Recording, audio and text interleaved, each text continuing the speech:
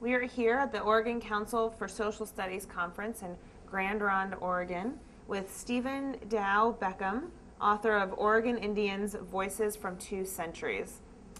Mr. Beckham, this book is a collection of primary documents. Why was it important for you to tell the story this way? Well, I felt that Native Americans needed to help tell their own story, and their voices have not been well heard nor readily visible. For 45 years, I gathered materials and dropped them in file folders, and eventually then they became this volume. And how long have you been working on this?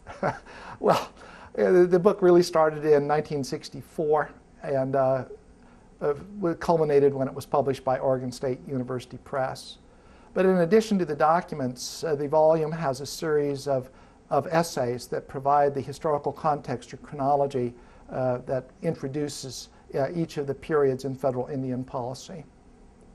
You talk a little bit about in the introduction about an event in 1792 that was kind of the genesis of the book. Why don't you tell us a little bit about that event? Well, in 1792, in the voyages of the Enlightenment to the North Pacific, European nation states and ultimately the United States of America made contact with the native peoples of this region.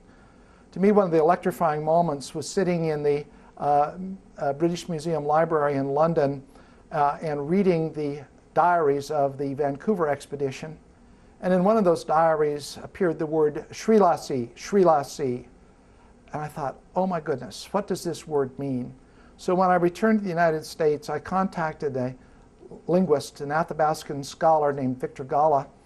And I said, Victor, I have these words. They were written in 1792. Can you give me a translation? And Victor said, they mean, my friends, I'm so pleased to meet you. He said, this is a term of greeting. And that was, I thought, a fascinating way to document first contact, first encounter, first documented relationship between Europeans and Native Americans in Oregon. My friends, we're so pleased to meet you.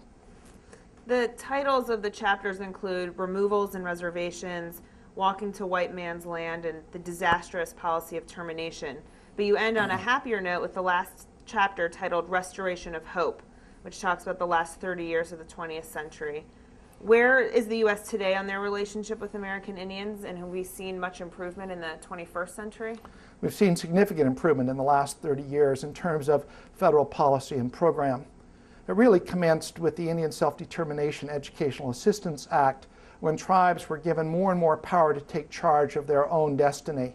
Tribes no longer had to deal directly with the Bureau of Indian Affairs, but instead they could take money and set up their own administration and contract for the services that they wanted.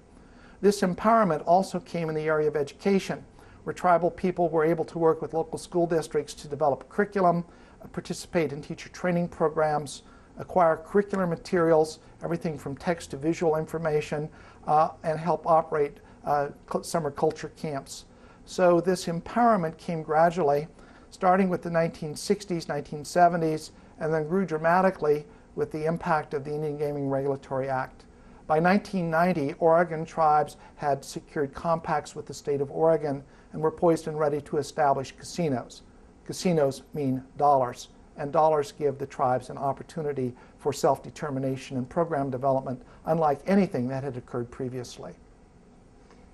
Who do you think will read your book, and what do you hope that they're going to take from it? Well, the volume is written for a general audience.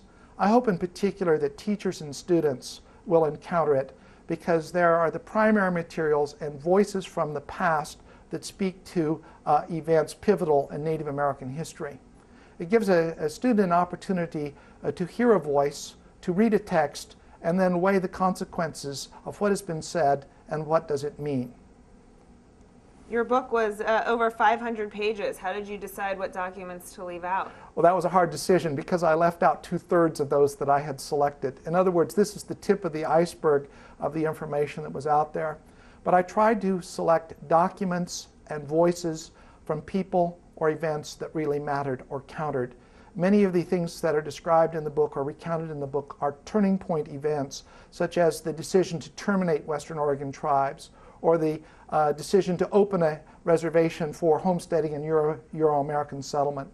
Those were highly consequential moments for the tribal people. and their voices and their response to those events are part of the fabric of this book. What's your opinion on the teaching of U.S. American Indian history in this country? Well, I think the teaching of it has improved significantly.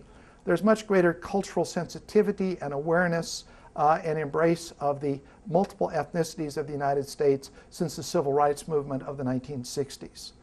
We've wised up. We've integrated advertising, we've integrated programs, we've integrated movies, we've integrated housing. We even have an African American president. And what's next for you? Well, what's next was a new book that came out this week. It's a corporate history. I have started writing some business histories. The next book later this year is going to be a history of the Genesee and Wyoming Railroad Corporation of Greenwich, Connecticut, and Rochester, New York. So my interests range from the American West and Native Americans to American business history. We've been speaking with Stephen Beckham, author of Oregon Indians, Voices from Two Centuries. Thank you. Did you know you can view Book TV programs online? Go to booktv.org. Type the name of the author, book, or subject into the search area in the upper left-hand corner of the page. Select the Watch link. Now you can view the entire program. You might also explore the Recently on Book TV box or the Featured Programs box to find and view recent and featured programs.